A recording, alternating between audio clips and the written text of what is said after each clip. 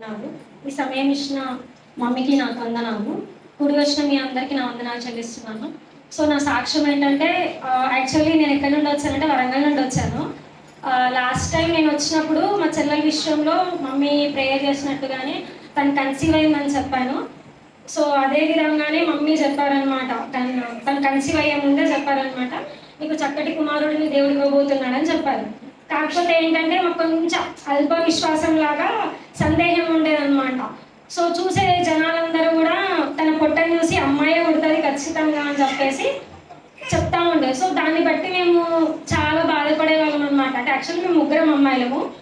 So మా అక్కకి marriage అయ్యి 5 years అయింది, కానీ తనకు పిల్లలు లేదు.